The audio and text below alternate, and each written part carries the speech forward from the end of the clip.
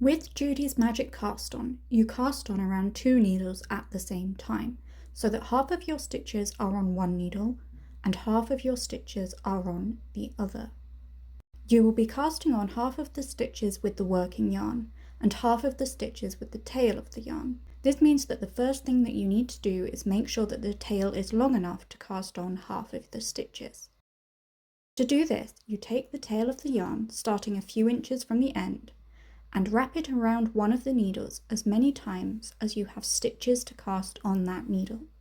So if you are casting on a total of 20 stitches, you will cast on 10 stitches around each needle, so you would wrap the yarn around the needle 10 times to make sure that your tail is long enough to cast on those 10 stitches.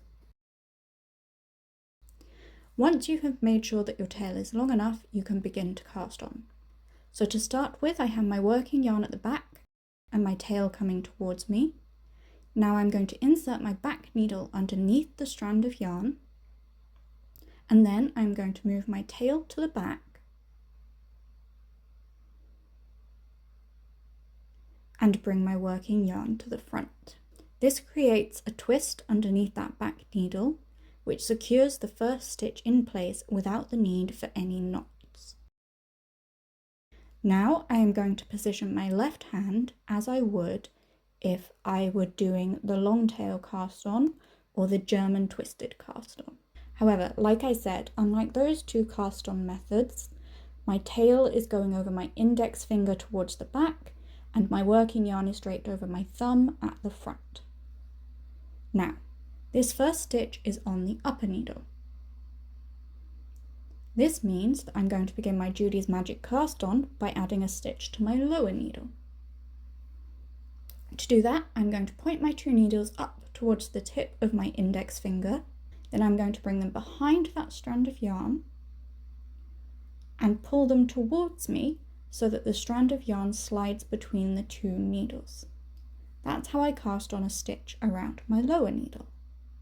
Now, to cast on my next stitch around my upper needle, I'm going to point my 2 needles down towards the tip of my thumb so that they are above the strand of yarn wrapped around my thumb. Then I push my 2 needles back so that the strand of yarn comes up between the 2 needles, and then I move the 2 needles to the right and rotate them back into the resting position. And that has cast on a stitch around my upper needle. Let's do that series of steps again. So to cast on around the lower needle, I point the 2 needles towards my index finger, pass them behind the strand of yarn that is wrapped around that finger, and then pull the 2 needles forward, catching the strand of yarn between them. And that casts on a stitch around my lower needle. Then I point my 2 needles towards my thumb, with them hovering above the strand of yarn wrapped around my thumb. I then push the needles away from me so that the strand of yarn comes up between them.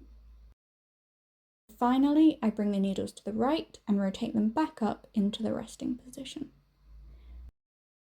And that has cast on a stitch around my top needle. I'm just going to keep on going through those steps until I have cast on as many stitches as I need.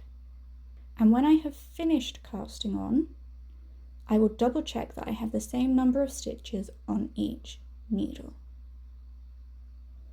Okay, I have finished casting on all of my stitches. Now I am going to rotate my needles clockwise so that the tips are pointing to the right. Then I'm going to pull this bottom needle free. Next, I take my working yarn and pull it around to the right, going in front of the tail. That will make sure that the very final stitch that you cast on is secured. Now, I am just going to knit those stitches on the top needle. Like I say, this first stitch isn't very secure, so I need to make sure that it stays in the back with the tail tucked behind the working yarn.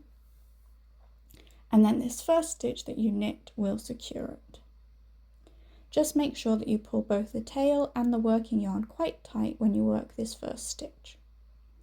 So I'm just going to continue working across this top needle, knitting every stitch.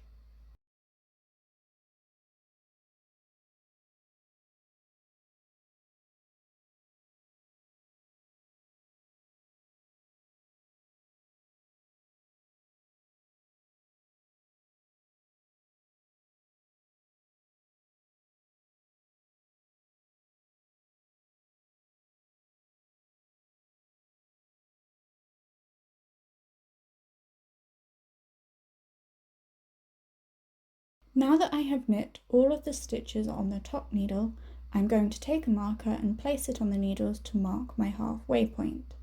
Whether you do this will depend on the pattern that you are working.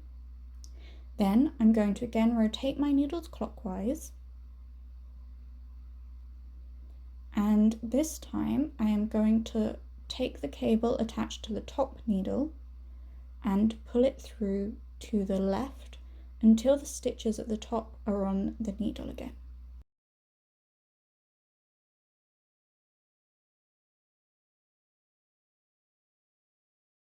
Now I'm going to take the bottom needle and again pull it free.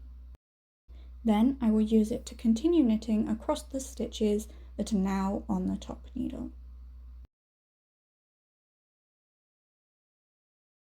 Once I have finished working across the stitches that are now on my top needle, I will have knit all of my first round.